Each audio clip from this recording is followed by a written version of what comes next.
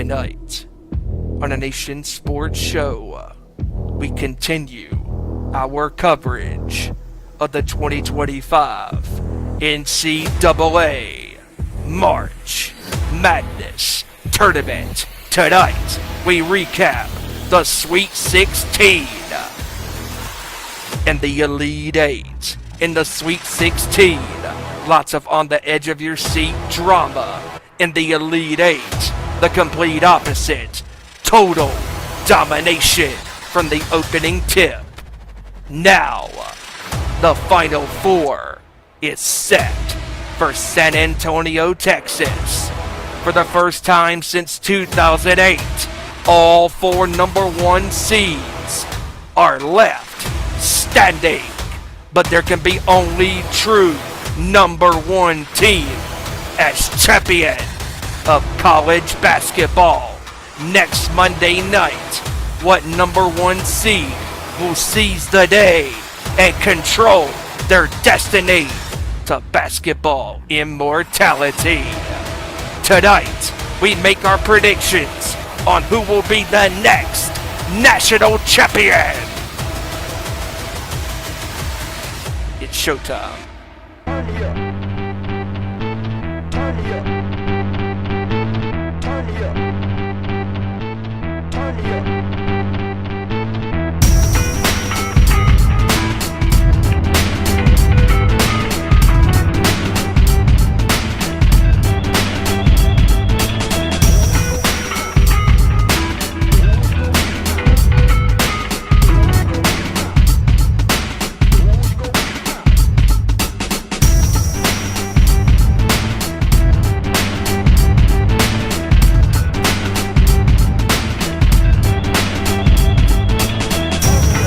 Good up to the court, talking all that is sport, breaking down the latest news, scores, and more. Welcome to our Nation Sports Show.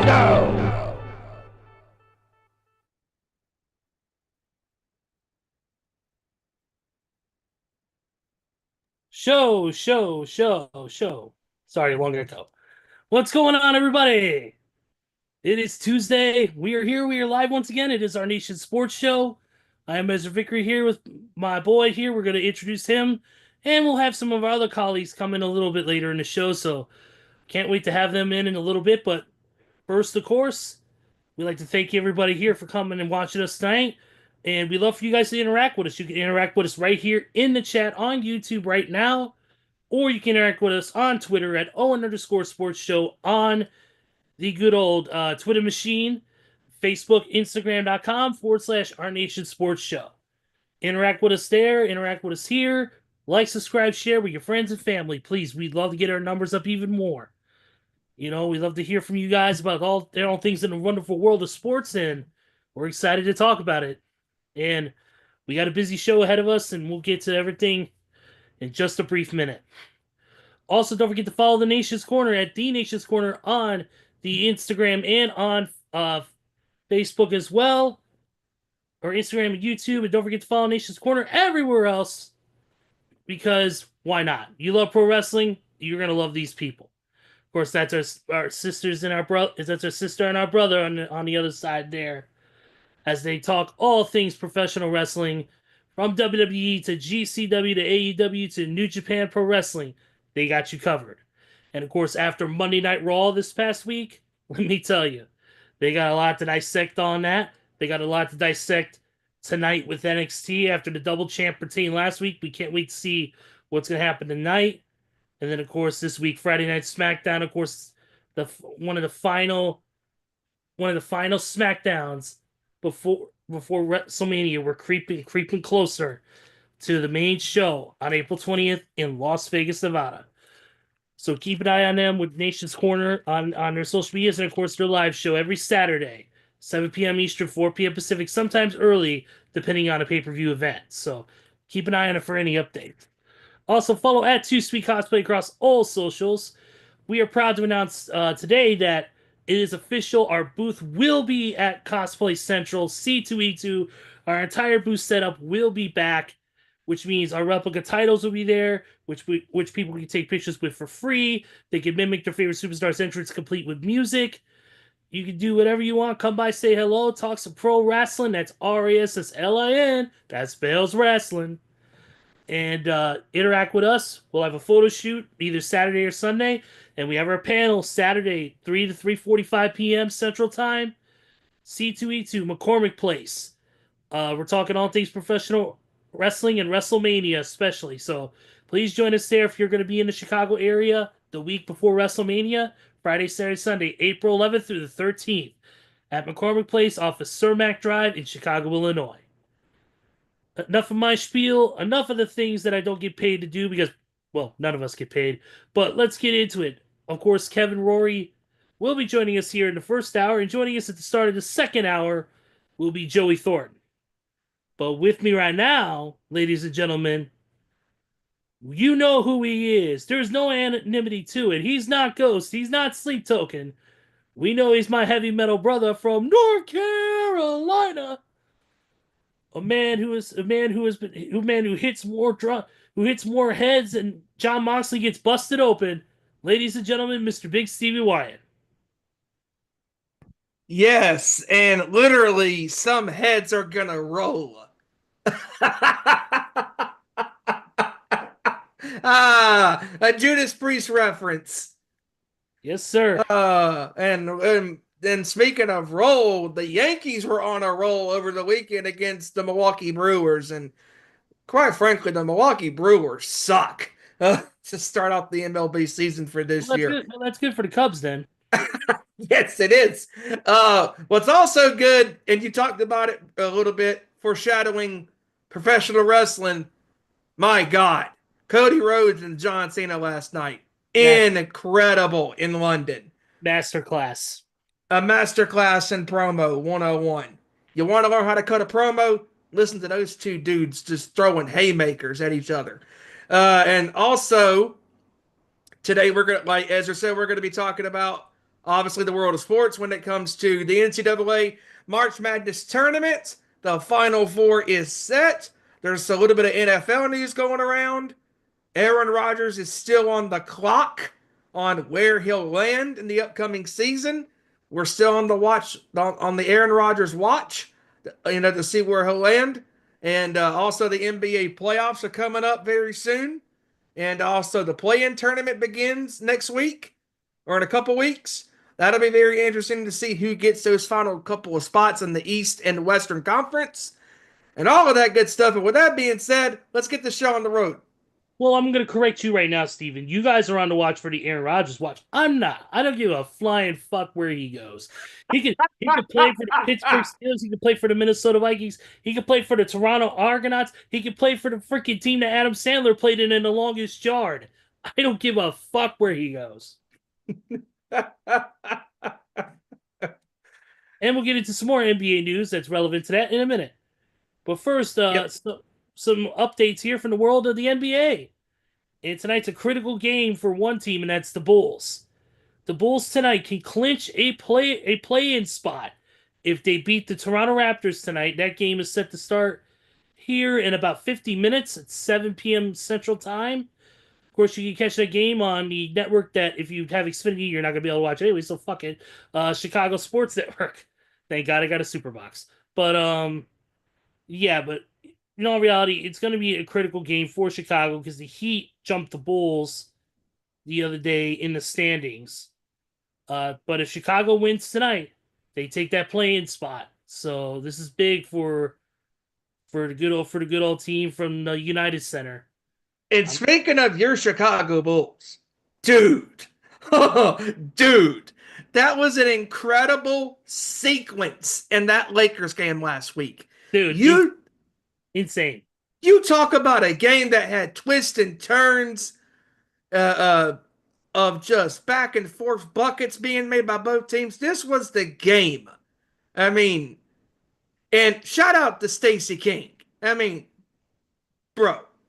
Sorry, Vince Russo, but bro, his calls, and like you have pointed out to me and everybody else, is King's calls with Chicago are legendary.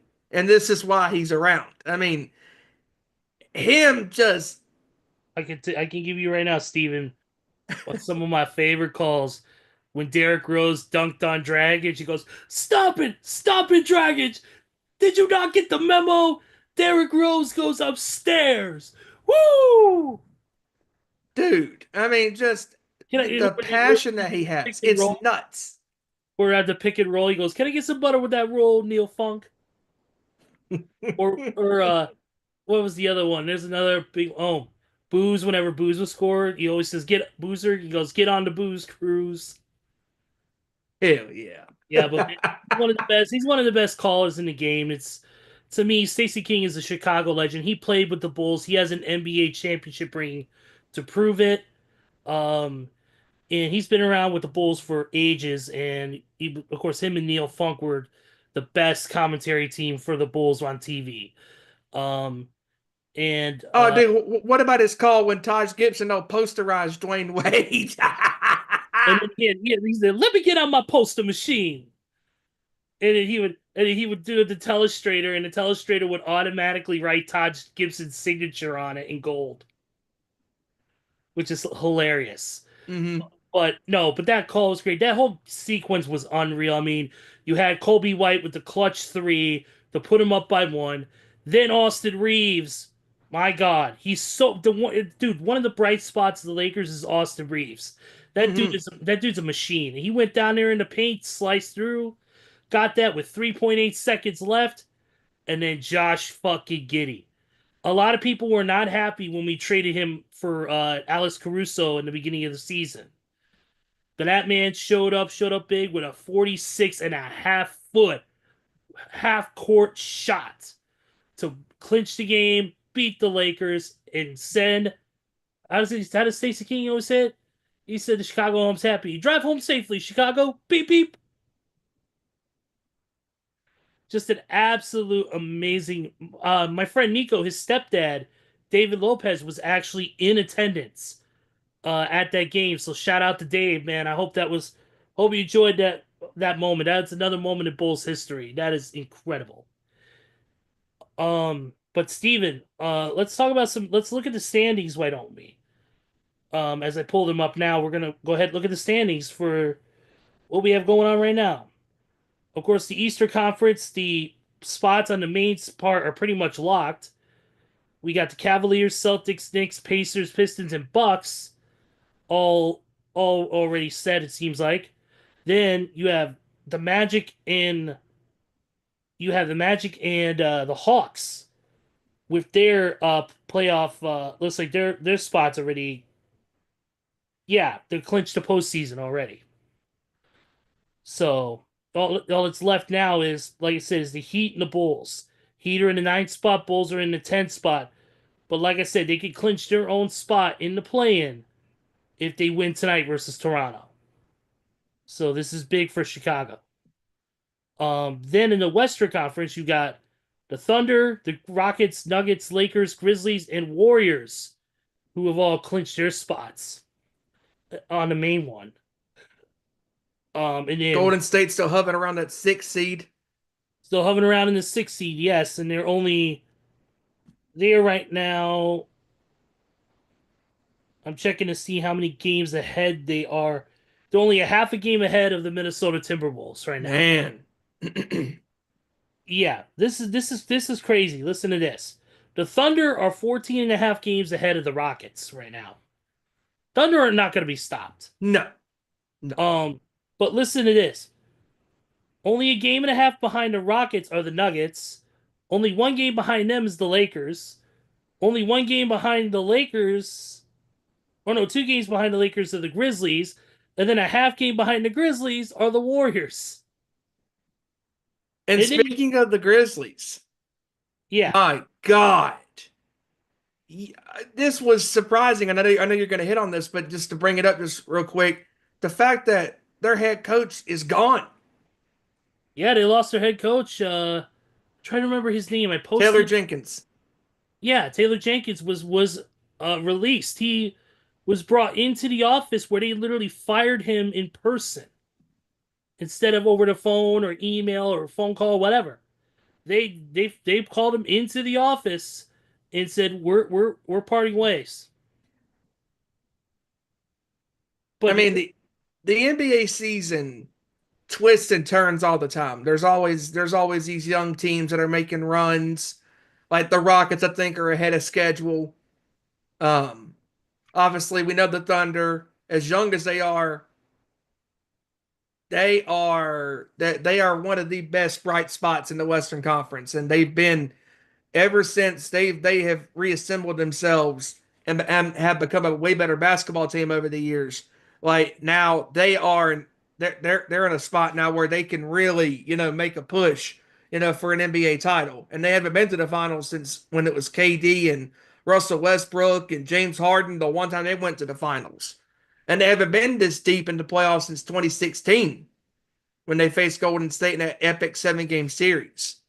I mean, and just to think that SGA and company are now in a prime spot where they can really, break through, that literal and figurative, bearing, break down that wall, so to Steven, they're going to break on through to the other side. there you go. Attaboy. Um, I think that SGA has proven all of his critics, wrong that he is arguably the best player in the NBA today. Just how freakish athletic he is, how he plays tenacious defense, how a multi-time player he is. Like he could play on the wing, he could play in the paint. I mean, just a great player. And obviously, where would the Thunder be without him? I mean, I don't think it would be really anywhere because you have to have that number one guy, who can lead a team. And the Thunder for the last 3-4 years have found their guy. And now the Thunder have proven to the entire basketball landscape that this is not a fluke. This team is going to be a force to be reckoned with. Yeah, And of absolutely. course, you got the Nuggets. The Nuggets with Jamal Murray and Nikola Jokic. I mean, those guys are, of course, former NBA champions a couple of years ago. And the Nuggets are going to be a team that you don't want to face in the playoffs, especially if you're the Lakers. Absolutely, man. And here's the thing. Here's how tight the race is right now. Even though the Timberwolves and Clippers have placed their spot, have placed their play in, they're going to the play in no matter what. But here's the thing. That 7 or 8 slot could switch at any time. They're both 43 and 32. But right now the T-Wolves have the tiebreaker and are in the 7th spot. And then you've got the Mavericks and the Kings are on the bubble themselves. The Kings are only a game ahead of the Suns right now.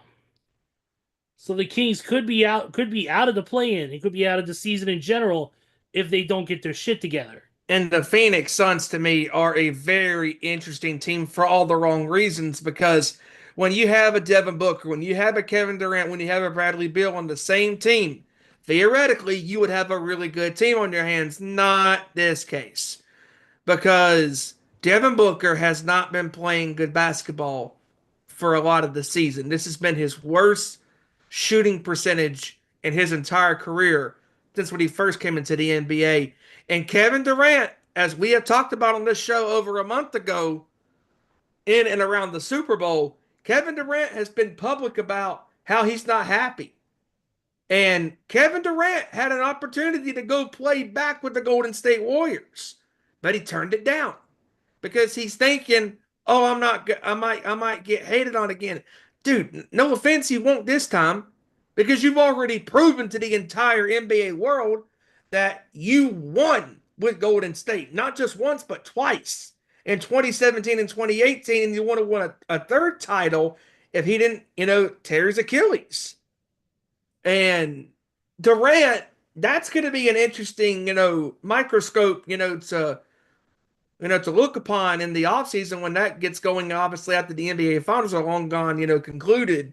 Where will Durant end up next year? Because I honestly think that the Phoenix Suns, come 2025-26, are going to be in full-blown rebuilding mode. Because the contracts that they have, the tax that they have to pay, like, it's over $300+ million. I mean, it is stupid how much money they have tied up with those three players alone. And I just think that the Phoenix Suns, I think that eventually they're going to get knocked out the next couple of days. I think the Kings could knock them out. And the Kings, I think, are going to be in a spot to play.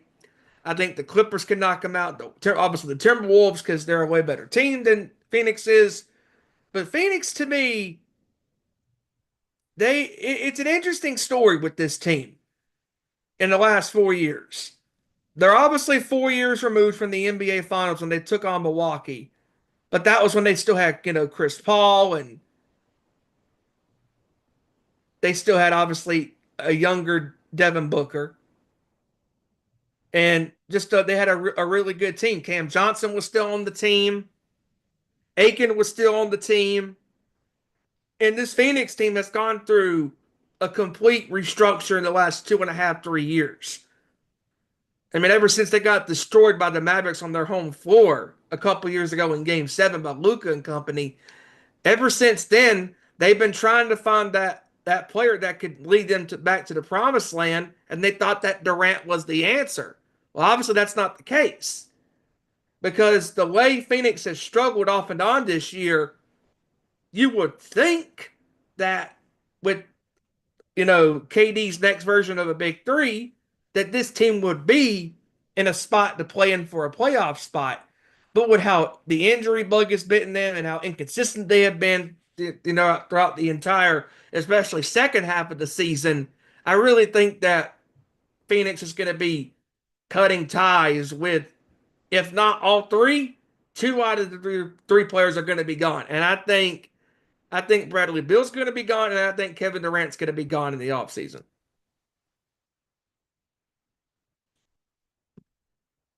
Yes, sir.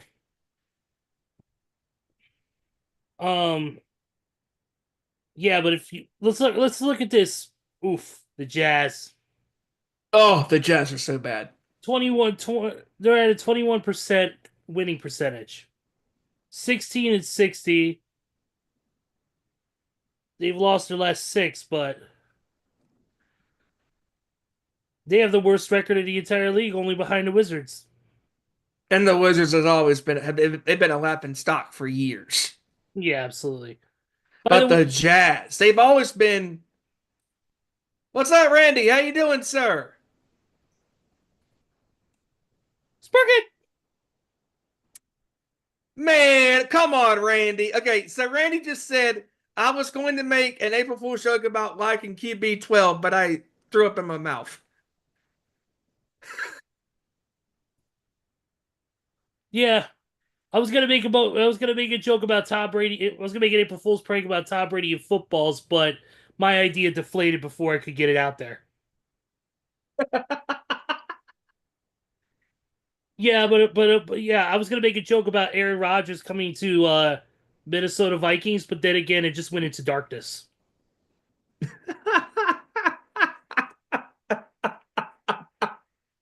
I was I was I was gonna make a joke about Jay Cutler.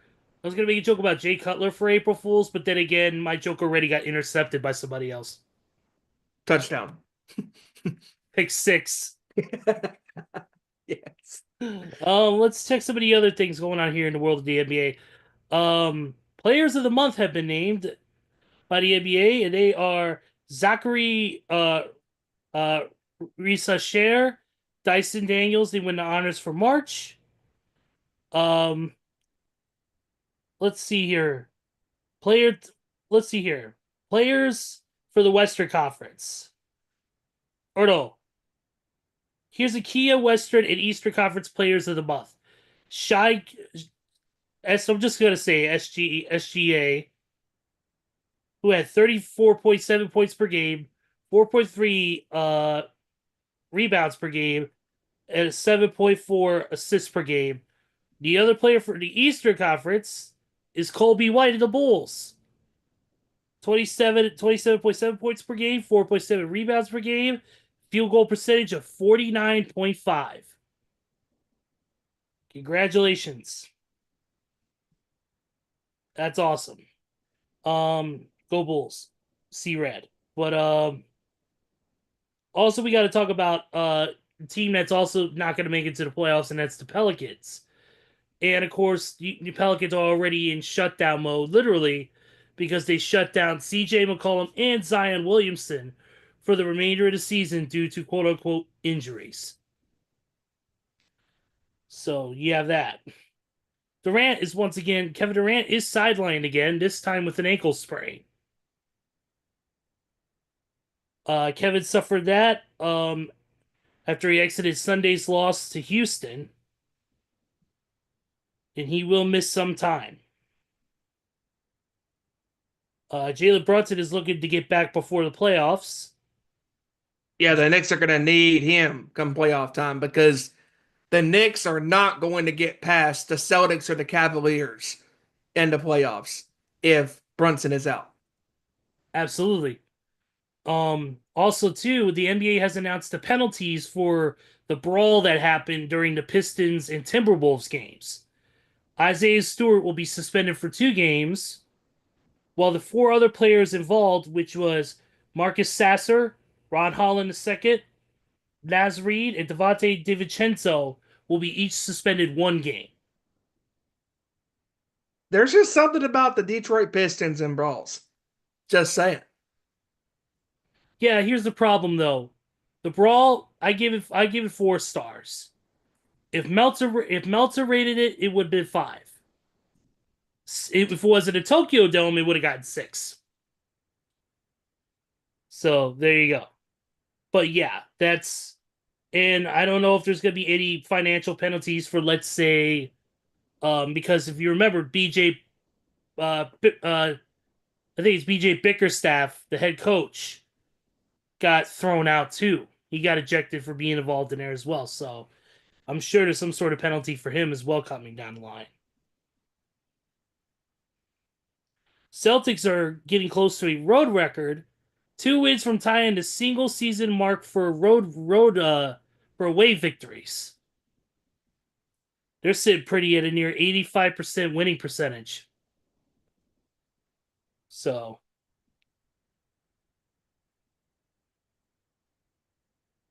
and that's pretty. Let me check Sham Sharania's Facebook page right here.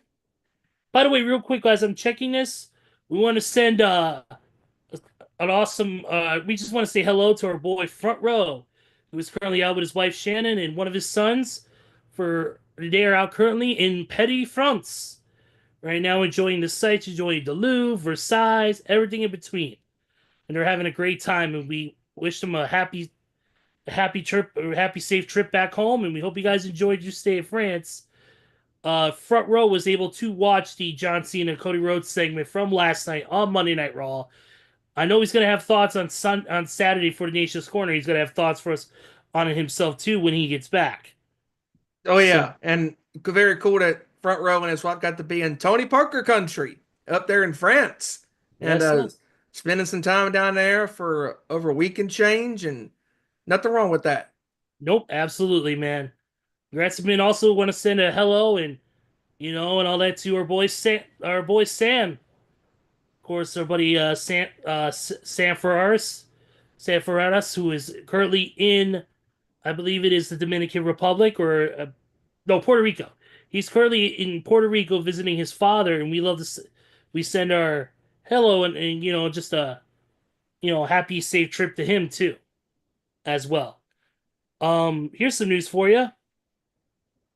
Coming from here to WNBA, Notre Dame's Olivia Miles, the projected number 2 pick in the draft, will forego the draft and enter the NCAA's transfer portal.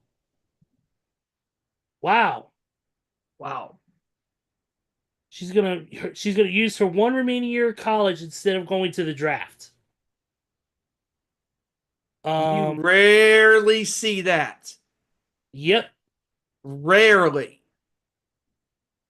Also, too, after doing 2 10-day contracts, the Knicks are going to sign PJ Tucker for the rest of this. PJ Tucker has been a journeyman the last several weeks, and obviously a couple of years. He has been everywhere, it seems like. And I think this is a great pickup for the Knicks because, as we know, a former champion in his own mind and right, PJ Tucker is one of the best big men today that plays on both ends of the floor. Yep, and he'll be signing a 2-year deal to stay with New York. So that's cool for him. By the way, Kevin Durant will miss at least 1 week with that ankle sprain. LaMelo Ball will be out for the remainder of the season as he undergoes minor procedures on his right ankle and his wrist.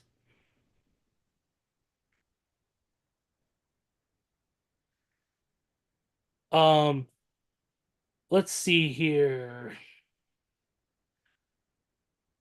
Here we go. Warriors guard and forward Gary Payton II suffered a ligament tear in his left shooting hand and is expected to miss time.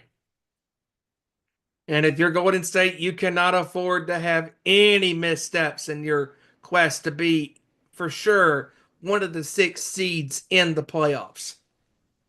Yep. Also, too, speaking of teams in the West, the Lakers have waived forward Cam Reddish and have signed two-way guard Jordan Goodwin on a standard 2-year NBA contract. Maybe he can teach Luka how to play better defense. Oof. Kyrie Irving went under successful ACL surgery last Wednesday. So good to hear that the surgery went great, and hopefully he'll be back soon. Also, too, the crazy news we heard about Damian Lillard. He's dealing with deep vein thrombosis, which is basically a blood clot in his right calf. He is on blood thinning medication, which has stabilized the blood clot and will continue with regular testing. He's going to be out though for an indefinite period. Man, and he is one of the best players in the modern NBA. Just one of the most fiercest competitors in basketball. And it just sucks to see such a great competitor, on the floor, on the court, be out with this because it just goes to show you, man, it does not matter how young, old you are, how fit you are, stuff like this can happen. Oh my god.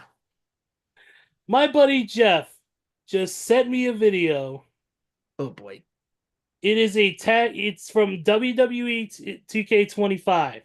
Oh Somebody no. did a tag team match. It was LeBron and Shannon Sharp versus Skip Bayless and Stephen A. Smith. It's Oh my god. It's Stephen A. and Skip.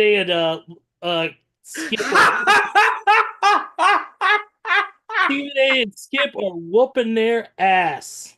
Dude, when Kevin comes on, you gotta break it up. LeBron came in with a steel chair. LeBron came in with a steel chair, and then Skip grabs it. And then whacks Shannon Sharp right in the back with a chair. Who the hell's the referee? Tim Tebow? The ref took off. You could tell this was like in a storyline mode or something. Thank you to my buddy Jeff.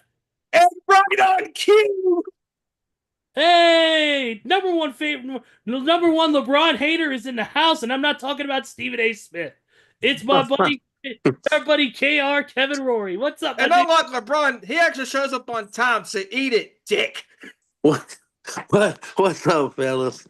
Hope everybody's having a good night tonight. Thought I'd hop on in here for a few minutes, for a little bit. Oh, dude. Kevin, I just dropped the video I just mentioned into the chat. Which one? It's somebody in 2K25 for a storyline mode, did a tag team match. It's LeBron and Shannon Sharp versus. Oh, I seen that. Yes, I seen that. And Skip Bayless came down to the ring and helped Stephen A. Smith. So good. The enemy of my enemy is my friend. No, if you want my honest assessment, I think LeBron James should honestly hire Isaiah Stewart of the Pistons to be, or not LeBron, Stephen A. should hire him as his bodyguard. I bet LeBron wouldn't fuck with Stephen A. then. Yep. Oh boy. Oh boy, man. But I'm glad you're on. Let's talk about the Final Four, man, and let's get into it. We'll get into it also too when Joey comes on in the second hour. But dude, an all number one seed Final Four. First time in 17 years we've had that happen. And dude, what are your thoughts? I think it just proves that the the selection committee made it right. They got it right. Yes, And they did. everybody crying about a Cinderella team. I don't care. That's all cute and all in the first 2 or 3 rounds, but when it comes down to the Final Four, I want best on best. That makes for better TV. I don't want to see. I mean, no offense, nobody want to really see NC State of last year versus the number one team in the. I mean, it just don't make for good basketball. I mean, it's a good story, but when I talk about best on best, I want the best player or the best team in the country against the best defensive team in the country versus the best player in the country. I want stuff like that. It makes for better TV, it makes for better ratings, and it makes for one hell of a classic of a basketball game.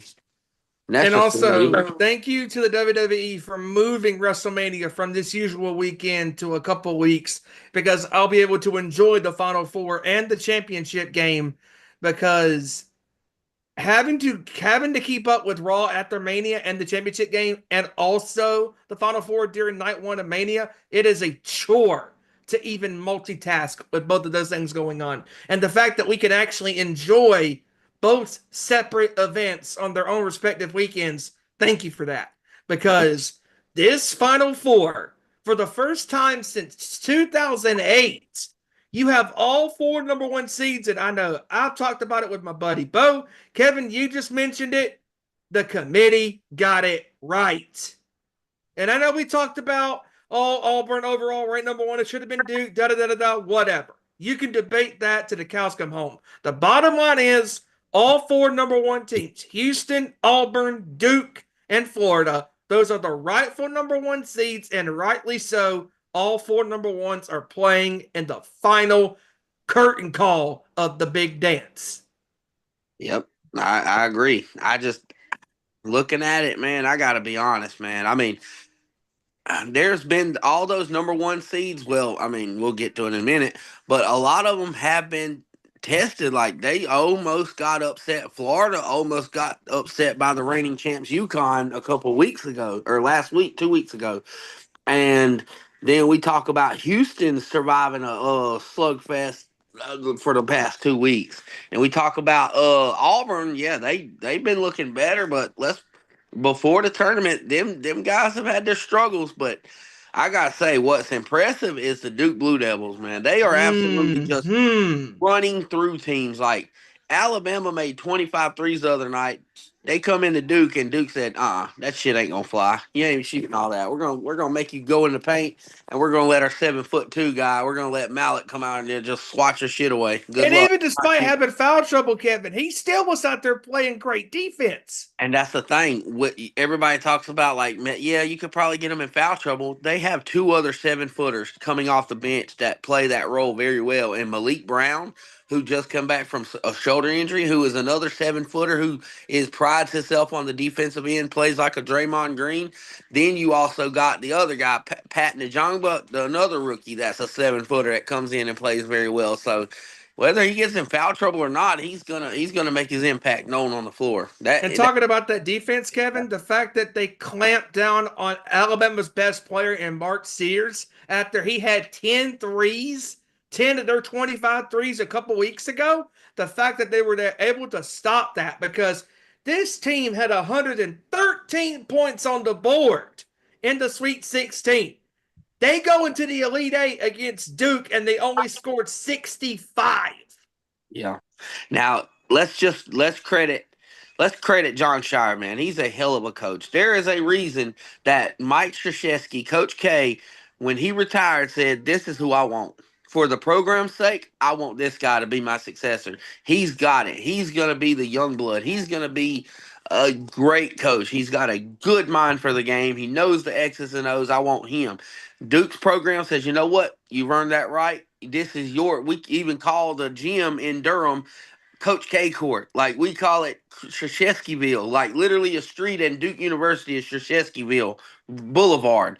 Like so to listen to Coach K when Coach K said, "Hey, John Shire is going to be it," and John Shire, I think, came into that game against Alabama with a beautiful game plan. He literally put on the film of Auburn versus Alabama when Auburn clamped them down and guarded the 3-point line, and that's what Duke did. They said, "You know what? I want our guards. I want Proctor. I want Flag. I want Knipple. I want them all outside. Just run them off the line. Make them pump fake and get to the rim. We want them to get to our bigs because we want our bigs to swat their shit or make them contest a layup or contest a 2-pointer. We're going to make you drive." And that's what they did. And it worked because Alabama couldn't get nothing going. Here's also the scary part, Kevin. Cooper Flag did not have his best game shooting wise, percentage wise, but the rest of that team picked him up on the offensive side of the basketball. And also, Cooper Flag kept playing that great defense. I mean, this kid is 18 years old and he's playing tenacious defense. I mean, he is making their best players on the opposite teams. He is making you work for your shit because Mark Sears did not have the great shooting game that he had early on in the tournament and throughout the entire season. When you face a team that is collectively committing themselves not just on offense, but playing team defense, because as we all know, in any walk of life, when it comes to sports, defense wins championships. Yep. Duke And you know was what? ready for the challenge. Coach K prides his, or Coach Shire, John Shire prides himself on that. Look, I mean, just watching him mic'd up, you know what he said in the huddle? He said, "Listen, I ain't worried about offense. Our offense will come. Let it come to you. Don't force nothing. We missing shots right now. That's fine. Defense, defense, defense. Defense turns to offense. We get turnovers. We get Cooper an open look, and then what do you know? He gets going. That's how Tyrese Proctor 2 games ago against Baylor, that's what got him busted open. Like he literally, they forced a turnover. He got an open look, and the next thing you know, he's got 7 threes. Like he get it out the net, and that's just what this Duke team does, man. They're the most complete team in the NCAA this year, and from top to bottom, their bench. Guys come off the bench and produce. I'm talking my boy from North Mecklenburg and Charlotte, Isaiah Evans comes in. He can hit a 3. He's dangerous as he gets. Him and Knipple and Proctor are the best 3 pure shooters on the floor for the Duke team. And the sad part is either one of them can be off and they're still blowing teams out by 20 plus. Because when you have a deep roster, you can do anything. That just goes that just shows how impressive Cooper Flag really is. Yes, he did not shoot the ball well, but guess what he did? He rebounded the ball well. He played defense well, and he got some nice assists. I mean, those are like LeBron-like passes, like the no look to the wing, to the dish to the corner. He had the entire crowd oohing and awing. I mean, that's just what Cooper is, man. Incredible. If you ask me to compare him to an NBA comp, his comp to me would literally be a mix of Kawhi Leonard and LeBron James. He's got the IQ of LeBron James to make the passes and get the rebounds and do it all on the floor, and he's just fundamentally sound. He's not going to wow you with his athleticism or a freak of nature strength. He's just a basketball. Wait, Kev, another guy you could throw in there talking about San Antonio, Tim Duncan. Yep. I agree. Ain't that, but I'd say more of a Kawhi Leonard because of the perimeter game. He can shoot threes. He can post up. He can do what he wants. But basically like how Kawhi Leonard can do. He's not going to wow you with his athleticism, but he's going to get a bucket. And he's going to also make the right passes, make the right reads. He might even dunk on you. I mean, but to be honest, I called it when we were doing these predictions for the NCAA. I said my championship game, and I'm still sticking with it. It's going to be Florida and Duke. That's who I see lining up. I think that's the 2 best teams in the nation. I like Auburn. I don't know, man. Florida's tough too. Florida is a physically gifted team. Like they are physical, and I love that about them. They play like the old school basketball. They're going to rough you up. They're going to get physical with you. So to be honest, and I like Houston. I do, but I just. Like against Duke, man, I don't know if they got enough offense. They got the defense, but like I just said though, as good as defense Houston can play, imagine the talent you've got to all shut down. Flag, Knipple, Proctor, Isaiah Evans, Mullock. I mean, Sion James. I mean, that's a lot to ask for your defense to shut down. And I just don't know if Houston has the offensive firepower to go toe to toe with that team. So I'm going to roll with Duke and Florida in the championship. That's been my matchup the entire time. But when this tournament was announced, I said, "Watch, it's going to be Duke and Florida in the championship game." And I think that with that coming down to the championship, man, I gotta say they match up very well with each other. Both teams are very tall, they are big teams. They're both physical. They both play good offense and defense. Both well coached. Here's the difference, man. I think just like in the NBA finals and years past and this and that, it's gonna come down to who's the best player on the best floor making the best play. And I just think it's Cooper Flag, man. I think he's gonna show up big time. So that's why I give the advantage slightly to Duke in that regard. I will see though. I watched that Auburn Michigan State game from start to finish. What's up, Joey? Hey, what's up? What's up, gents? The man of the hour, too sweet to be sour. But yeah, like I said, I watched that Auburn Michigan State game, and Auburn took control, and they never let it slip. And I will give it credit where I give credit to one guy I want to point out is I believe it's Johnny Broom. Broom, yeah. Broom. Oh, hell of a player. Hell of a player, 28 points. Even still played out there when he messed up his shoulder and his knee. He still came out there, or his elbow and his knee. Came out there, still played defense, was still grabbing rebounds with one arm. He had a lot more heart than the entire Tennessee Volunteers. What the hell was that against Houston? I mean, they had 15 points, the lowest points by a top seed in tournament history on the men's side. It is insane how bad they were. I mean, they were forcing shots left and right. I mean, they could not get nothing going at all.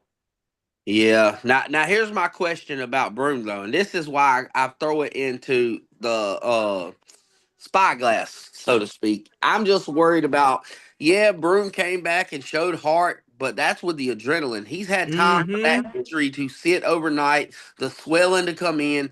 How is he going to look trying to warm up against a physical, night I add, Florida team? That's a tough task, man. Best player having to go get through an injury and battle a very physical and daunting defense like Florida presents for them, size wise. It's just that's why I said I give Florida an edge in that regard, because I just don't know about the what ifs. Well, as far as Broom goes, there was an update that came out today that they're not going to have Broom practice on Tuesday or Wednesday. There's no damage to the elbow itself. It's just that he jerked that joint is what he did. When that joint jerked a little bit, that's what caused it. But they said he should be ready to go on Thursday when they play in the Final Four game. They said there was no significant damage, nothing torn, nothing broken. They said he jerked that joint in there and it jolted. So it's a matter of him just making sure that he's got movement in that elbow and he's ready to go without too much pain. But it's looking promising for Broom to be able to play with Auburn against Florida. Right. But on the other side of the match, if you said that it's going to be Duke versus Florida in the championship game.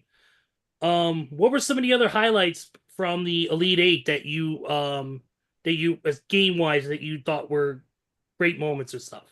I would say for me, the comeback by Florida against Texas Tech. I mean, Texas Tech have them dead to rights in that second half. They were up big time on Florida. And the one proven fact in basketball, it doesn't matter. I don't give a damn if it's the NBA or collegiate basketball. You got to make your free throws, man. You cannot leave free points off the board.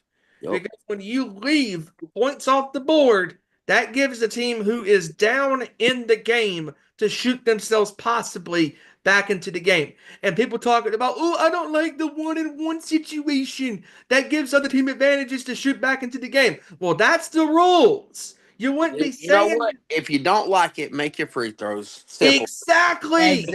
Free throw if only 1-on-1. It's like that in high school, and it's like that in college, and it's not going away. It's not going away. This has been the inception since college basketball existed.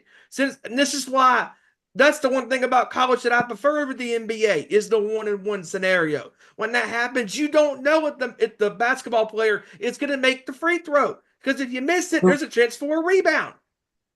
Yep. Exactly. If that shit happened in the NBA, Greg Popovich would have been done and invented the hack of Shaq because they would have guaranteed a damn rebound if Shaq Yeah. went to the free throw line. It might have been Yes. the thing that it ain't in the NBA. Yes. Yep. And I mean, I've been talking to my dad back and forth regarding this whole NCAA tournament and about all the problems these teams are having with free throws. And he reminds me every single time about how he used to play high school ball back when he was living in Alabama. He had this coach that lived and breathed free throws for this whole entire team. As a matter of fact, he was telling me that before every single practice, you had to hit 15 out of 20 free throws, or you're going to be shooting for hours. Yep. And I'm just like, wow, that is a coach that really believes in discipline for free throws. Nowadays, you don't see that. No. Or you could just if you're scared about missing free throws, you could just do what Duke's doing and just steamroll teams and then you ain't gotta worry about your free throws in the second half. That's true. You're already up by That's 15 or true. 20 points, so if you miss go play defense. But someone like Florida, like you said, yeah, free throws matter when they're trying to come back and the other team's missing that. And just I looking mean, let at, me tell you, go ahead. Uncle Say, let me tell you, that player from Florida, Walter Clayton Jr., Mm-hmm. oh, That's a bad boy. that dude is a leader.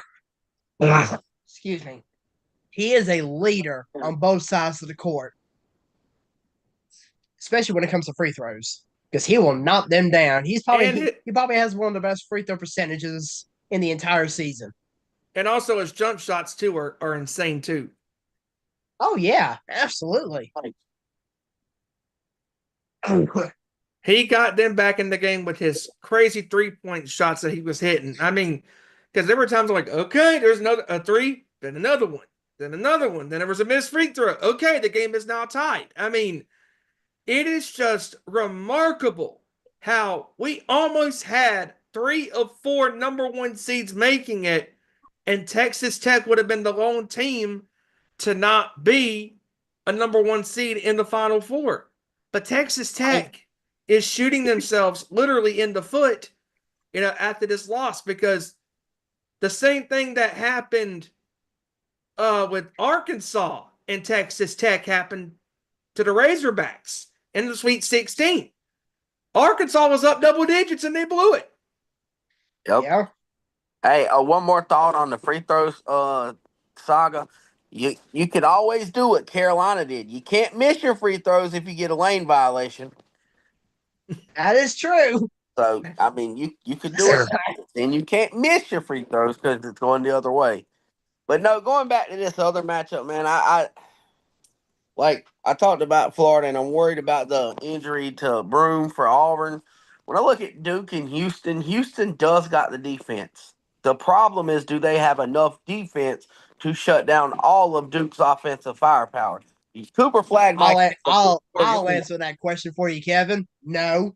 because then you got guys like Isaiah Evans off the bench, who's an absolute sharpshooter. He's gonna light that shit up from anywhere. Then you got guys like seriously, Tyrese yeah. hitting 7 threes in a game.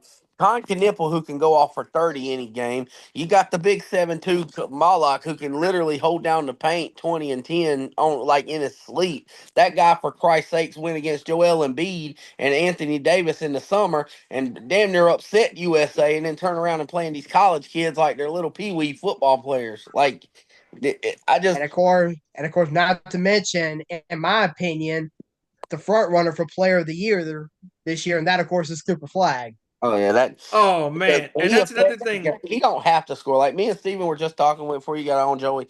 Cooper Flag doesn't have to score. He just makes a basketball play. He goes on defense and blocks your shot, shuts you down. He's 6'11". with a huge wingspan, basically 7 foot. Then he can come on offense and make a no look pass in the corner for an open three and look a guy off. Then he can rebound the ball, getting 8, 9 rebounds a game. I mean, he's like a walking LeBron James in college right now. Like he just For affects real. so many ways. And the thing I say about Houston, yes, they got defense, but I'm not sure if it gets into a shot making game. Does Houston have a single player who can match shot for shot with the shooters that Duke has? And I'm not sure they do. No. I mean, like I just No. listed all them players that can make a big time shot. Like, I mean, can Nipple, Isaiah, Proctor, Cooper. I mean, all them guys can make shots at any given time. And I don't know if Houston can keep up. That's why I said the most likely scenario to me is I'm going to go what I said with them again, and it's Florida and Duke, best on best. And see, and honestly, my personal opinion, I don't think Houston beat Tennessee in that game. I think Tennessee beat themselves Yep. That's because exactly what I I was said. watching that game between Houston and Tennessee. I was watching it unfold, and Tennessee, they literally kept throwing up brick after brick after brick after brick. I thought they were went listening to the one Commodores Brick House song on repeat because that's all they were doing is making a brick for house. real. And it wasn't Yes. Mighty Mighty. What did he But fucking yes, Bob the they Builder? literally went Bob one. the Builder. I mean, yeah, they literally went 1 of 15 from 3-point range in that whole entire game. Tennessee beat themselves. Can we shoot it? No, we can't. Yeah, Okay, Bob. it was like Okay, someone Bob put the Builder. it looks like someone put a bunch of Ben Simmonses on Tennessee and said, just shoot it. No, Might make it. no. Oh God. But no, yeah, Tennessee kind of, yeah, I don't know what they were doing, jacking up threes. At least Alabama, on the other hand, realized the 3 points weren't falling, so they started doing basically what Duke wanted them to do was drive inside and try to make a shot, which, I mean, at least they were smart enough to, instead of like Tennessee, who kept jacking up damn shots even though they knew they were missing. I mean, Jesus Christ, I'll give Alabama that. They said, you know what, we're going to try to drive. We're going to get in the paint. But still, Down other shots. it doesn't change my opinion that Alabama just did not belong out there on the same court with Duke. And it showed. Oh, Yeah, real quick, shout outs to William here in the chat. And William, you make a great point. This is probably the most talented Final Four in years. And he also says that Duke is the complete team. He also says this Florida team reminds him of the old Detroit Pistons teams. I agree. Great. Ooh, Oh, yes. William. I completely 100% agree. That's why I said if we get a Florida and Duke championship game, that might be the best championship matchup we've had in a long time. I mean, just pure power versus power. I mean, it is. That's going to be tough. That's going to be a For tough. real. And quite honestly, I have Florida and Duke as my picks for the national championship from the get-go. And I'm sticking with it. I'm sticking with it. I can't change it now. I've been riding with it for these past 2 weeks, ever since this tournament got started.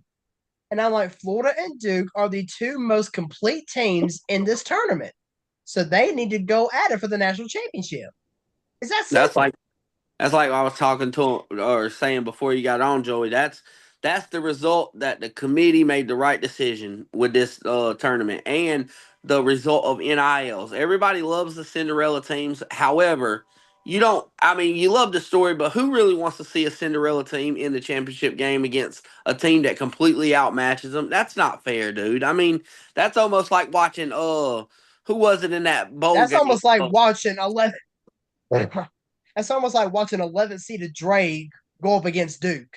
I mean that too, but it's almost like what was that bowl game or in the playoff game where they had TCU get beat like 70-3? Oh yeah, TCU losing to Georgia 65-7 in the national championship. Hey, Yeah, that's what I'm saying. That would be the similar situation. That was the worst national championship game ever. We made it. Now we go against Duke and we get steamrolled by 35 points. I mean, I want to see a matchup. I want to see chess match. I want to see game plans. Duke and Florida, like that's the best matchup of the matchups. I'll put it in wrestling terms. It's like Akira Tozawa going up against Gunther for the World Heavyweight Championship. Oh God. Oh. Death Wish. I know, Kevin, you got to leave here soon. I want to get your quick thoughts on the John Cena Cody segment from Monday Night Raw Oh last. my God, so good. Man, that shit was gold. I mean, they were throwing haymakers back and forth. It was like I'm satisfied with both sides. They both went at it. Dude, They The went Vince line popped me huge. what? Oh yeah, the vent. Oh yeah, that one popped too, huge. And then I love when Cena said, I don't bury talent. I am talented. I bury mediocrity. I'm like, wow. For me, the one line that got me goes, "I build empires for millionaires. You just take money from their kids." That Yes. the Vince line really killed me because Cody was like, "Yeah, were you chosen by the people or were you chosen by a guy in the office who we don't speak of no more?" I'm like, "Damn!" And you talk about a company creation, that's you. I say, "Damn!" Then what got me was who was the one that really sold their soul to The Rock. I'm like, "Damn!" The first mention of The Rock in Yep, 3 weeks. You got more dick in your promo than you do in your that joke. was That was great. Like, yeah, I'm not. Yes, you got more. Yeah, you got more dick in your promo than you do in your jorts. I was like, damn. One that really got me out of my seat was at the end when he said, "These fans have never chanted at me, you can't wrestle." I said, "Damn." Over 20 minutes of gold. And not to mention that John Cena looked Cody Rhodes dead in the eye right there at the end of his promo and called him an errand boy who got lucky. Oh. I was like, Yeah, oh shit. Yeah, they were both cooking. They cooked each other. They both. And you know it's going to be good when Cena says, Cody Rhodes, I'm not going to cook you. I'm going to bury you. I'm like, oh shit, here we go. And then it was on from there. Or this line. Oh yeah. John, you're still my hero, but you're also a piece of shit. Yeah, and then he said, good God. "How do you feel, John? You're fighting Stardust at WrestleMania." Now that one had me rolling though. You're fighting a guy who got booed out of his own company that he helped created.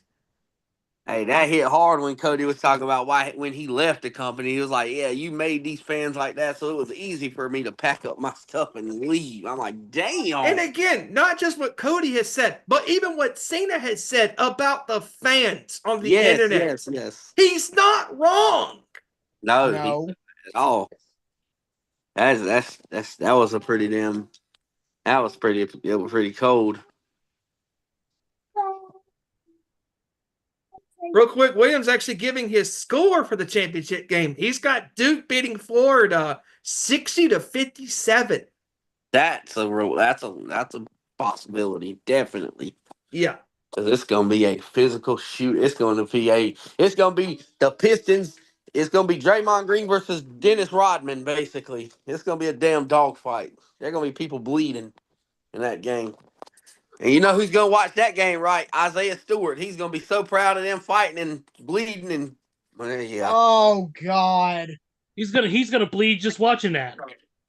You might as well just put him in UFC and let him get his ass knocked out like Punk did. Yeah. He's gonna bleed watching it. He'll bleed like John Moxley in every AEW match. Yes. Yeah. Isaiah's gonna get suspended again, and he's gonna start crashing out like Seth Rollins did. Wipe that damn tear out of your eye. He doesn't deserve it. He doesn't deserve it. This is your fault and your fault. I gotta say that was pretty funny too. I thought Seth Rollins was gonna crash out and turn everything over. I thought he was like I thought he was going to destroy the table himself. I did too. I thought he was gonna flip it over. He was crashing out, throwing the microphone, throwing the temper tantrum. I love Roman. He was like, "Man, cut this shit. You don't deserve the main event, bruh. Like, come on." Hey, Roman be low-key funny. He is low-key funny. He don't even try to be. He was like, "What do you mean we accomplished it? We had a long time ago." He said, I "We have been carrying this place for the longest time. I'm the one doing it. You've been here." He's low-key hilarious. And what's funny is when Cena said, "Oh, you're just a cheap gimmick, with the theme song." Okay, that's the one out of my whatever. But you could take that line to Seth Rollins, and that's Seth Rollins still a literal T. Yeah. He'll have Well, to. Seth Rollins comes out here looking like he's Russell Westbrook with his damn outfits. I don't know where the hell he goes shopping. Jesus Christ, this guy looks like I Russell think Westbrook on a I think he's good been day, looking raiding like somebody Becky's from the Yellow closet Brick too Road. much. Hell, that one week he came out there when they were all right before the chamber. He looked like it, like CM Punk said. He looked like a damn oven mitt. Looked like a William just purebred said, "Bleed oven low mitt from key." the Betty Crocker box. William just said in the chat, "Bleed low key like Mick Foley in a cage match." Yeah, that's not far from the truth. Jesus.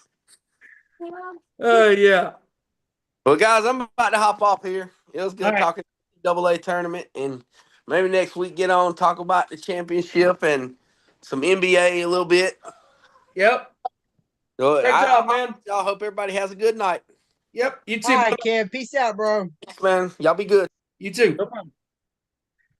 So, some breaking news just came down from NXT. Stephanie McCure has relinquished the NXT Women's North American Championship. Oh, wow. Whoa. It will be held in a 6-woman ladder match at Stand and Deliver to crown a new champion. Okay. I'm about to say they're probably going to have some qualifying matches tonight. Yep, and she said she'll surrender it on one condition. She gets to pick her opponent at Stand and Deliver. Oh. But Jordan Grace just came out, and now here comes Jada Parker. She's probably All going right, to wind up picking Jordan Grace because she's already beat Jada Parker for one thing. Absolutely. She's already beaten Julia. Yeah. We don't know. We have no idea how much longer Julia is going to be on the shelf. Q Masha. Man. I think it is Jordan Grace. I really do believe it is I'm Jordan joking. Grace. I know it's not going to happen, but Q Masha Slamovich right now. Oh, God. Give me Masha, the TNA Knockouts champ. That would be great. So, let's get into some NFL news, guys. And Joey, thank you for joining us tonight. Appreciate it, my man. I know you had some other things you had to attend to tonight.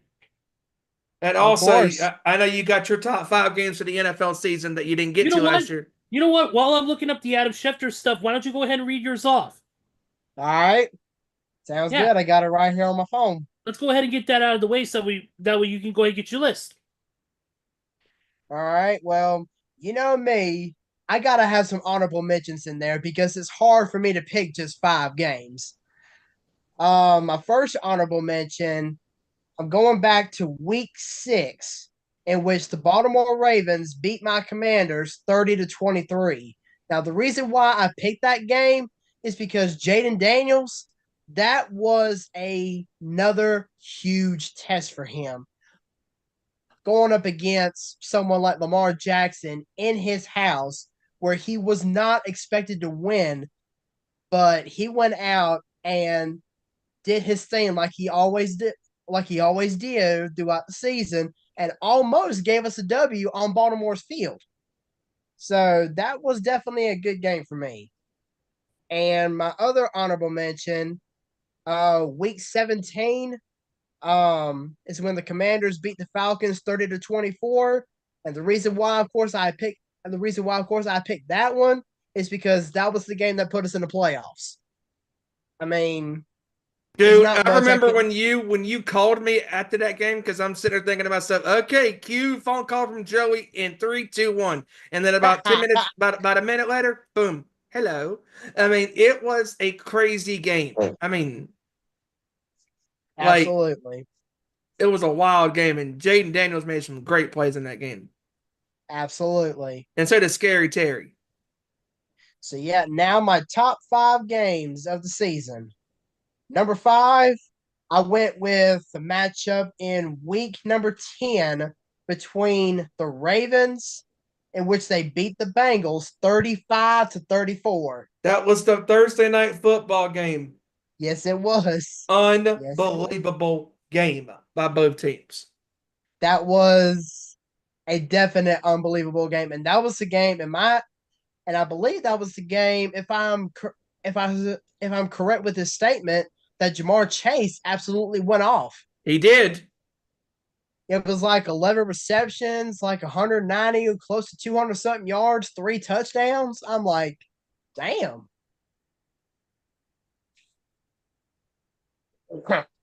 Number 4, I went with a Week 7 matchup with the Detroit Lions beating the Minnesota Vikings 31-29. I believe that was a very good game from start to finish. And as many people were picking Minnesota to probably win that week because they Real look like quick, the better team on paper. Joey. Jamar Chase, 11 receptions, 264 yards, 3 Phew, touchdowns. damn. Yep. Go ahead. But yes, that Lions Vikings matchup, that is what really gave Dan Campbell some much needed motivation to hold down the NFC for the majority of time that they did, beat Minnesota in that very close game. Because that was a game that Now, Minnesota was up. And then Detroit came back and obviously one ended up being a close game, and Detroit pulled it out in the end. yeah. And all right, so number 3, I had to go to the divisional round.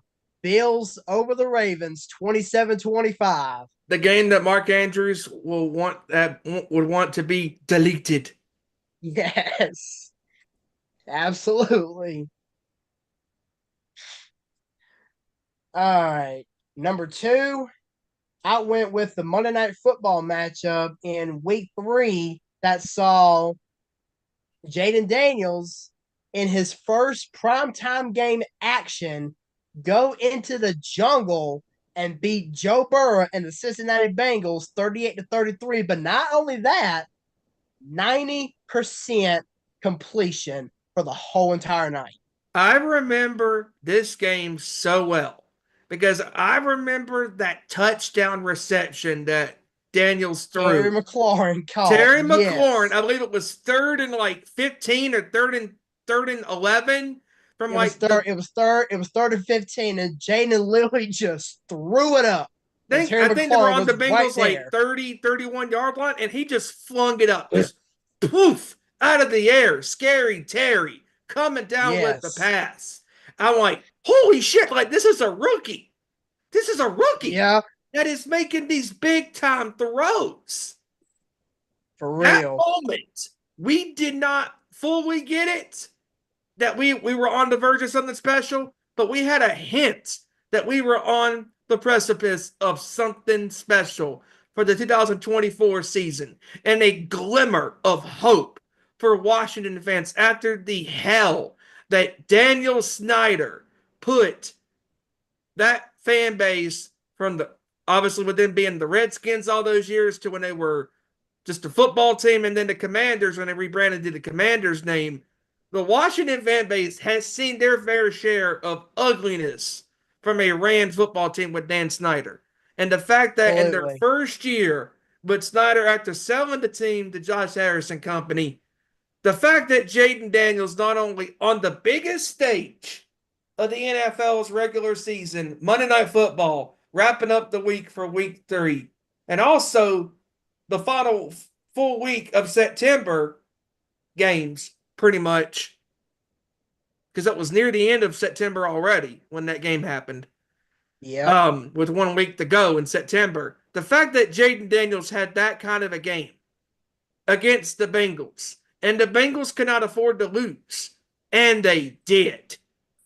It was an And incredible see, performance for the and ages by Jaden Daniels. and here's another interesting stat. This was also the first Monday Night Football game in NFL history where we did not see a single punt.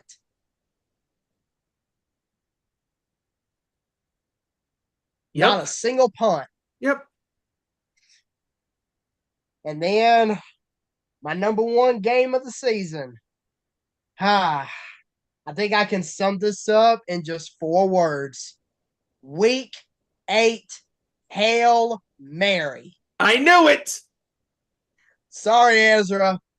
I had to pick this game as my number 1, man.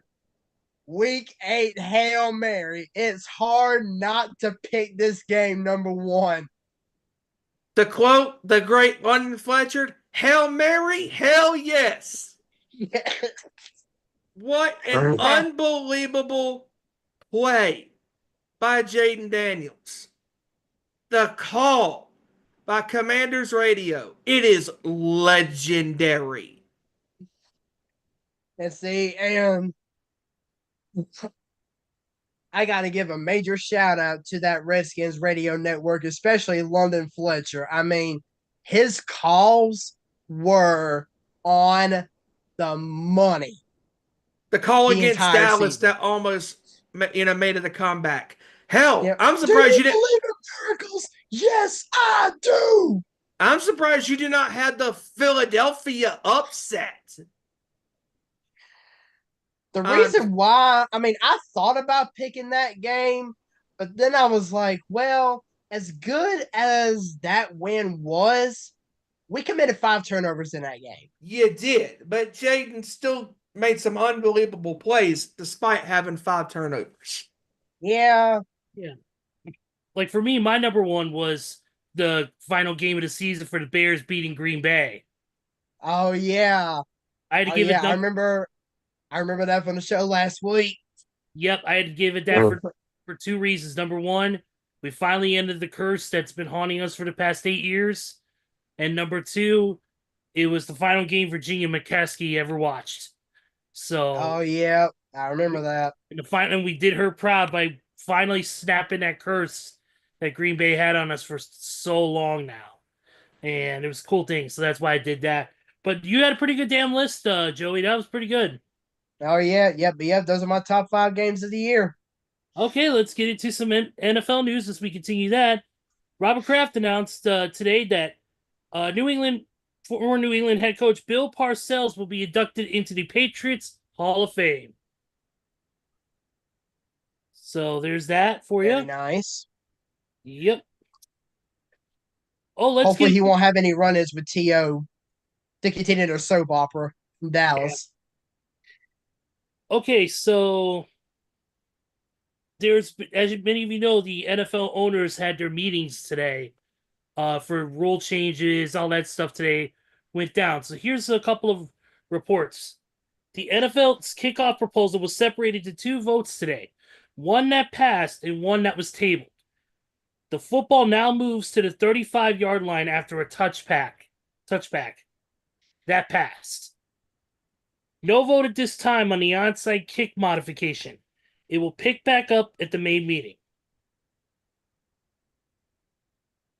NFL owners have tabled the tush push conversation.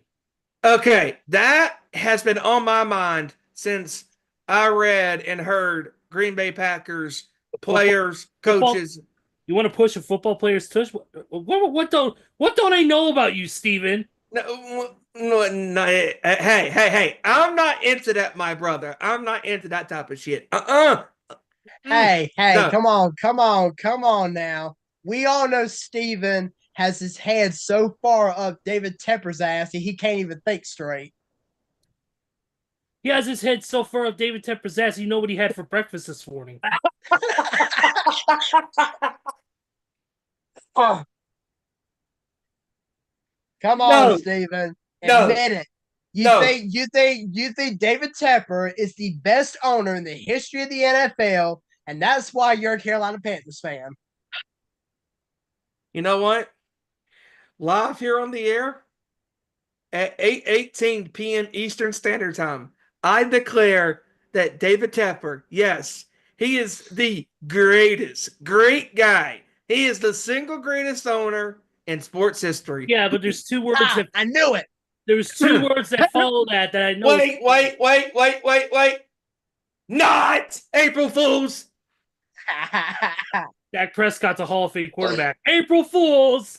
Oh God. Jerry Jones will lead the Cowboys to a Super Bowl next year. Nope, April Fools. The Dallas Cowboys suck. Oh wait, that's true. That's a fact. No, wait. That's not a fact. That, my friends, is a spoiler. And talking about the Green Bay Packers are trying to get another rule change in the NFL because they're not happy that the tush push is an automatic first down. You want the tush push to be stopped? Why don't you defend it better? Also too, Steven, yeah, so they pushed it back the proposal on demand in order to have further conversation. Also, announcement in NFL Christmas triple header. The NFL will play 2 games on Netflix the day before the Christmas nightcap on Amazon. Which honestly, that might be a good thing, or it could be a bad thing, depending on how Netflix tends to air their games. Because I mean, not gonna lie, Netflix on Christmas Day last year wasn't the best. It's gotten better, so we'll just see how it goes. But real quick, going back to the whole tush push thing, it's apparently reported that as of right now, 16 NFL teams have supported the the Green Bay Packers rule change. But in order for it to be fully banned from the NFL, it has to have at least 24 yeses. I'm a firm believer that if you want to stop something, defend it way better to make it, not be successful. Because if you study something long enough to try to come up with a game plan to stop a particular play, you can crack the code. And see, Well, and quite can crack- honestly, real quick, other than Philadelphia last year, I only saw one other team do the tush push on a regular basis, and that, of course, was the Buffalo Bills. Oh, by the way, I didn't see anybody else run that play regularly. no, I didn't either. Oh, and by the way, real quick, you said you said that only 16 teams agreed with the tush push ban. Well, that Yeah, makes sense. for right now, It makes sense. they're saying it's gonna be another um table discussion whenever they all come together in Minnesota around the middle of May, and they're gonna talk more about it then. Well, yeah, 16. Well, if 16 to 32 teams could come up with a deal or a decision on tush push, it can't be a half-ass decision. No. Get it?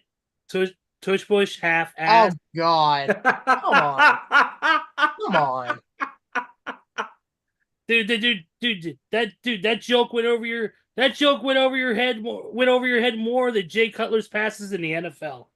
Oh Jesus. By the That's way, really saying something there. the method for measuring first downs in the NFL will switch from chain gangs to camera-based technology this year. Yeah, because they say that it's so strenuous pulling that chain all the way on the field just to measure for like 5 seconds and then take it all the way back off. Well, the chain crew will remain on the sidelines in a secondary capacity. Yeah. Also, Because too, right here, we all know technology tends to crash on numerous occasions. yeah. Oh yeah. Calais Campbell is going to be signing a 1-year, $5.5 million deal to the Arizona Cardinals. Okay, going back to Arizona. Yes, sir. Oh, but what about the rule change that has actually been approved, saying that now, not only in the playoffs but in the regular season, both teams will now be given an opportunity to possess the ball in overtime. Wow. But I do have one problem with that rule change. I am all for the fact that the NFL wants to have both teams possess the ball in overtime. But the one problem I have with it is the fact that they're keeping the 10-minute time limit the same. If Yeah. anything, they need to put on 5 extra minutes and just make it a regular 15-minute overtime period. Because how many teams or how many coaches would say, okay, if we wind up going into overtime on this game, let's hold the ball for the entire 10 minutes so that way the other team can't score? I mean, how many teams are going to try that? Yeah. A lot. I mean, the one plus side is that you have a little bit of a more exciting game when you have something like that happen. Because you got to think, if a team scores, let's say a team hits a touchdown first for when they first possess the ball. The other team gets a touchdown, the play still continues. So, I mean, you get a little bit more of an exciting thing. But I do agree with you on the time change. There needs to be a change with the game clock. Yeah. I do agree on that. Also, too, if you speaking of, we mentioned the Carolina Panthers earlier in our little joke towards Steven. Frank Reich is going to be the interim head coach for Stanford until they get as Stanford launches a national search for a full-time coach. Yep, and Stanford's going to suck because Frank Reich is not a head coach. Yep. They did the NFL annual head coaches photo this year, and the only one to not appear was Raheem Morris, and that's because he had not arrived at the building just at that time when the photo was taken. It wasn't that he didn't want to be there; his flight or whatever wouldn't arrive on time. So there's that for you. The 49ers are going to owe Brandon Ayuk a $22.85 million bonus if he's on their roster as of today. Once the 49ers pay that bonus, any trade talks for Ayuk will be off, and he would be expected to spend the 2025 season in San Francisco.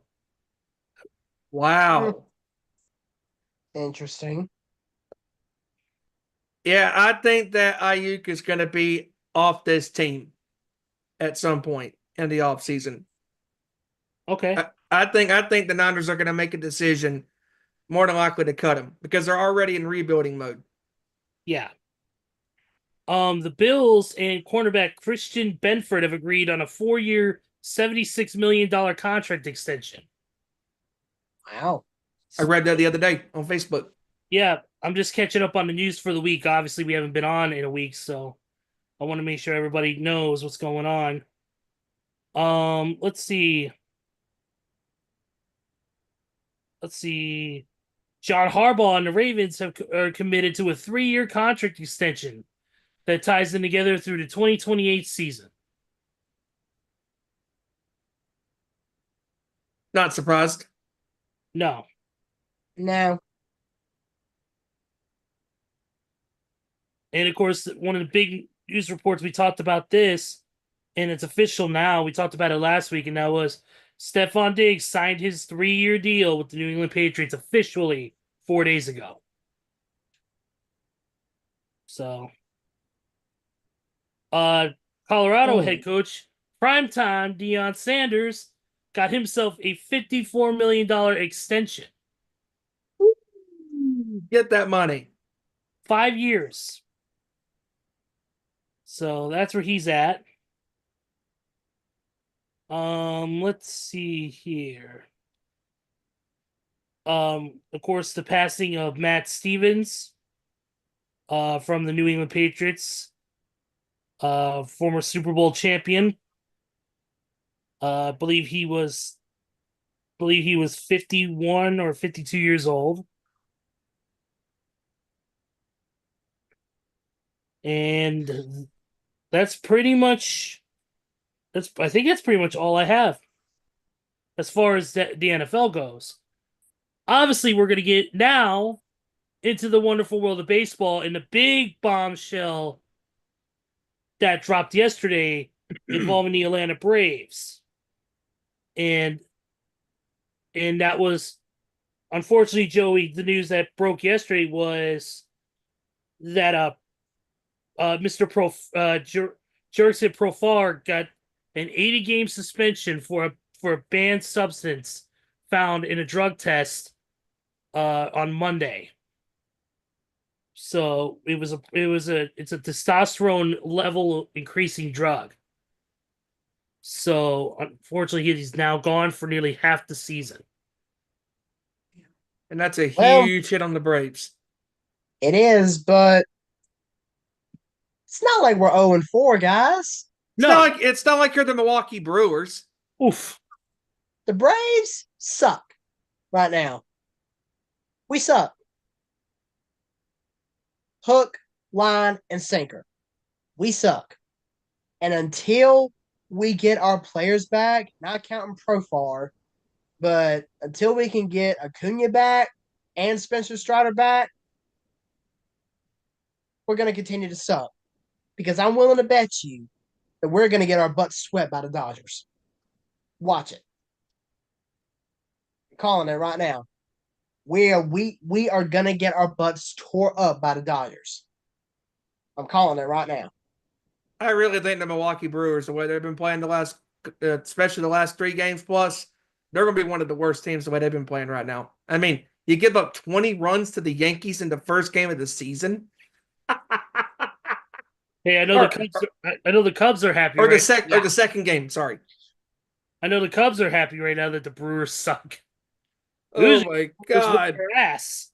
Then the next game, they scored 12. I'm like, what the hell? Like, Oh. geez.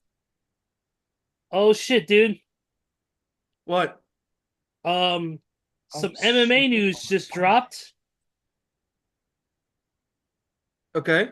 This is gonna be a good one. A bantamweight title rematch will be between Mirab Dvalishvili and Sean O'Malley. It'll take place at UFC 316. What? On June 7th. What? Hell yeah. Or I'm sorry. Hell yeah. So this is going to be interesting here. It's going to take place at the Prudential Center in Newark, New Jersey. Nice. What? Also, there's going to feature a bantamweight title fight between Juliana Pena and the former judoka Olympian Kayla Harrison. That'll be good. Kayla Harrison, Oh, wow. 18-1, taking on Juliana Pena, 11-5. So those are two. That was just big. That just dropped from UFC. I saw it on the front of ESPN. Let's see. Going back to the world of the Major League, to the Major League Baseball. If I can find the fucking thing on here on ESPN, jackasses. Oh yeah. Veteran pitcher, Lance Lynn will be retiring. Is retired after a 13-year career. I remember Lance Lynn. I believe he was on the White Sox at one point. Yep. Spent years with the Cardinals, Twins, Yankees, Rangers, White Sox, and then last the Dodgers.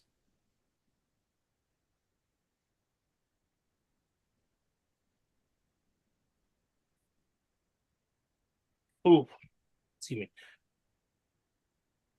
Yeah, and like you said, your Braves have not been too well right now.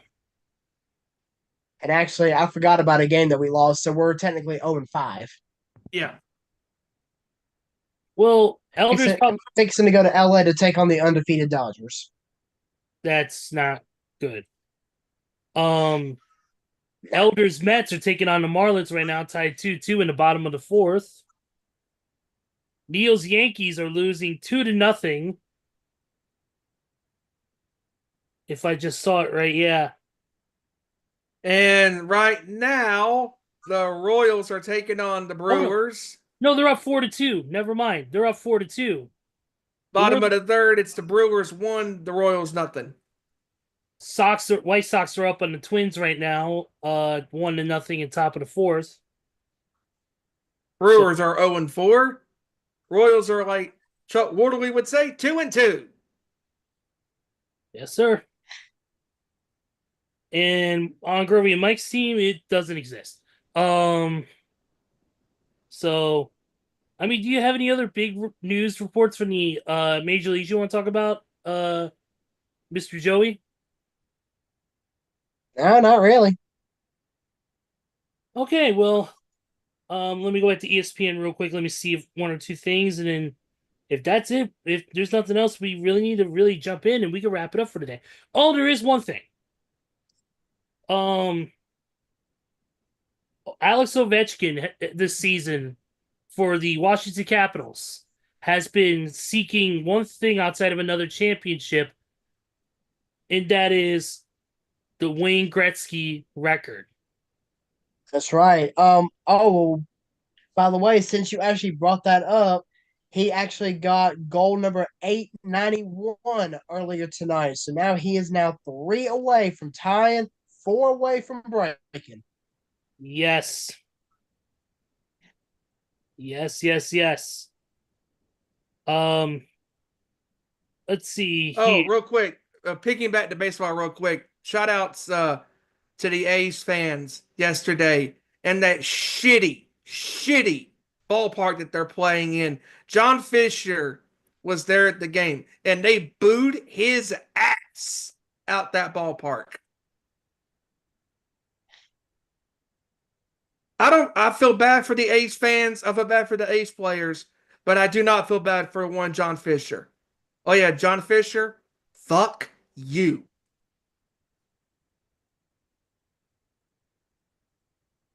So, according to Roger Goodell, that the NFL players are wanting to play flag football in the Olympics for 2028. Oh dear God. Oh, Lord. Well, I Give mean, me a break. flag football is going to be isn't it going to be a sport in 2028 for the Olympics? I guess. I've heard that, and I heard skateboarding or surfing is going to be there too. Which makes sense. They're going to be in California, so, might as well make use of the beach and the waves. Surfing in the USA. Hey! Yeah. Well, he was a skater boy, but she said later boy. He wasn't good enough for her. Yes, I did just quote that. But I think Bravo. thank you. But I think that's pretty much it. Does anybody else have anything else they want to discuss real quick? The only thing I do want to mention is the Final Four as far as predictions. Like Kevin said, I'm going with Duke. I'm sticking with my story. I'm sticking to it.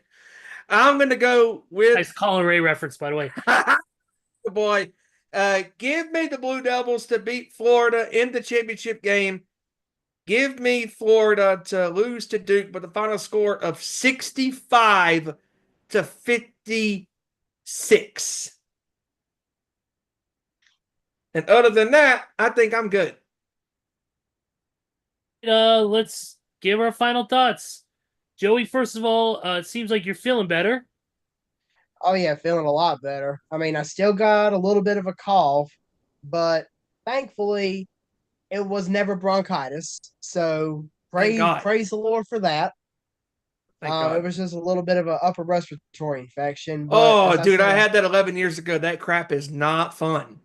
But yeah, as I said, I'm still dealing with a little bit of a cough, but I've been taking some medicine for it and keeping myself elevated tonight while I'm sleeping. So hopefully I'm starting to get over it. Man, But yeah. Glad you're I will feeling better. say with my national championship pick too, before I get my final thoughts, like I said, I picked Florida and Duke from the get-go. I'm sticking with it, but I'm going to go against the grain. And I'm actually going to stick with my original national championship choice. I'm picking the Florida Gators. I think Wow. they're going to beat. I think they're going to beat Duke by a score of 80 to 76. High scoring game. But yeah, as far as my final thoughts, it was great being able to be back on the show this week.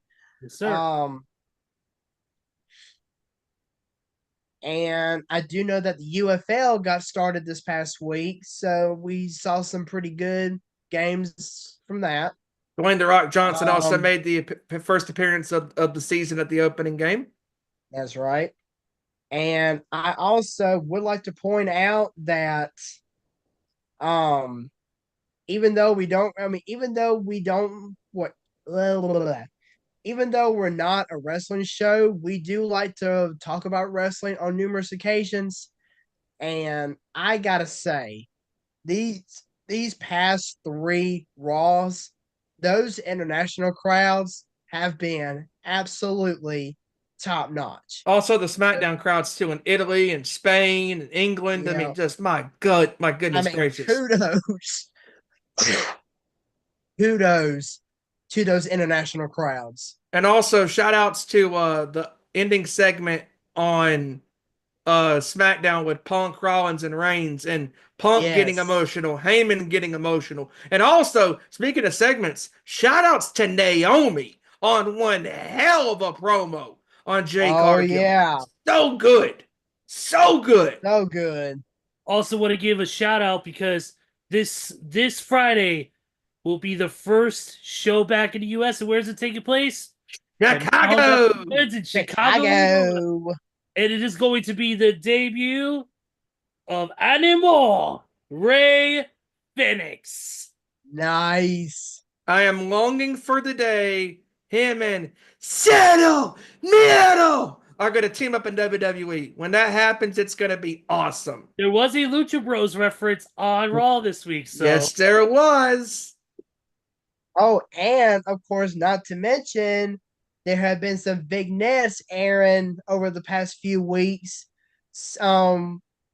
saying that there might be a return of the one, the only Black Mass Master himself, Aleister Black. Yes, sir. I would love to see Aleister Black come back. What? On NXT right now, Pretty Deadly. Nice. Whoa. They Nice. they have Hank and Tank dressed it as Pretty Deadly right now. Haha. Nice. Yes, boy. But go ahead, Joey. Continue with your final But thoughts. yeah, well, like I said, it's great. It was great to be back in the co-host chair this week. Glad that I'm feeling a lot better. Glad that we're able to have the four of us on the show at some point in some capacity tonight. And again, just if you're living in the South, enjoy this amazing weather that's going to be coming over the next few days. And if you're anywhere else around the world, enjoy your weather as well. Peace out. I won't be enjoying mine tomorrow, as I'll be dealing once again for the second time this week with fucking severe weather and a chance of tornadoes. Come on, man. What, like this weather across the country has been crazy. I mean, all these tornadoes hitting Michigan and Illinois and just Tennessee and listen to this fact, Joey. In the town of Valparaiso, Indiana, which is 15 minutes away from where I'm at in Portage, they recorded an 81 mile per hour wind gust. Holy cow. Wow. It actually tipped over a tractor trailer, and unfortunately somebody it was fatal. Oh, that sucks. So, but the weather's been insane in the membrane here. Yeah, I can tell it has. Wow. But yeah, Joey, go ahead and continue. I'm sorry. Oh no, I was finished. Well, good. All right, Steven, you know the drill, my friend. Let's close it out. Yes, I do. Great show with you guys. It was great having the Fearsome Four back here on the show today. Great having Kevin in the first hour. Great analysis by him as always. Also, shout outs to William Gyron and Randy Gyron for both being in the chat here tonight. And for those that tune on demand, thank you very much for tuning in and watching as well. You can follow us on Twitter at Owen_Sports Show, Facebook.com/Our Sports Show, and where we are live on most Tuesday nights at YouTube.com/Our Sports Show, 7 p.m. Eastern, 6 Central, 4 p.m. Pacific on the West Coast. Be sure to like, share, subscribe to all your family and your friends that love the world of sports. And just like we love sports, we also love a little pro wrestling, RASSLIN. That's wrestling. And we talked a little wrestling tonight because of the epic promo between John Cena and Cody Rhodes last night, the face-to-face, head-to-head battle. Great promo, over 20 minutes of pure, and we hate using this word a lot, but you can't help but use it, cinema. Cinematic at its finest. Great TV. The crowd in London last night, like Joey hit on, the crowds in Europe, Scotland, Spain, Italy, everywhere, England. Shout outs to everybody in Europe. We suck. Our crowds suck. The energy that those Europe crowds is incredible. The energy that they bring singing along to every single song, whether it be Cody Rhodes, Randy Orton, Seth Rollins, you name it, or singing a wrestler like Penta with the Cero Miedo chant with the Ole is great. I love that. And then obviously singing the Bailey song, and that's always great. The Europe crowds, they know how to throw down when it comes to wrestling, when it comes to concerts, etc., etc. And speaking of wrestling, you can follow the Nation's Corner on Twitter at Nation's Corner, Facebook.com/Nation's Corner, Instagram/Nation's Corner, and where they are live on Saturday nights, where it's all right for a fight and a little wrestling talk, YouTube.com/The Nation's Corner. Be sure to like and share to their channel. That is our sister show, 7 p.m. Eastern, 6 Central, 4 p.m. Pacific, same time as us. And speaking of time, we're out of time. We're out of here. And with that being said, Ezra, wrap us up, my friend. Will do. Thank you guys for joining us as always. We appreciate it. It's been a great show. You can watch us live. Next week, you can watch this show in particular on demand. For those who watch on demand and for those who watch live, we thank you guys. We appreciate the support. Don't forget to like, subscribe, and share. We need to get our numbers up, and we appreciate your help. Also, don't forget to Sweet Cosplay at C2E2. My crew all year long, or all weekend long. April 11th through the 13th, we'll be in Cosplay Central with our fan booth. And then we'll also have a panel on the 13th, 3 p.m., 3:45 p.m. Central Time. Room S401D at McCormick Place in Chicago, Illinois. You're going to be in town. Get your passes now, c2e2.com. Don't forget to also follow our individual social medias as well. With that being said, for KR Kevin Rory, for Stevie Wyand, for Joey Thornton, for Randy Gyron, William Gyron, and everybody else in the Sports Show Nation, I am Ezra Vickery, and we will see you next week for another great edition of our Nation Sports Show. Same time, same YouTube channel. Peace out, everybody, and have a great weekend. Turn me up. Turn me up. Turn me up. Turn me up.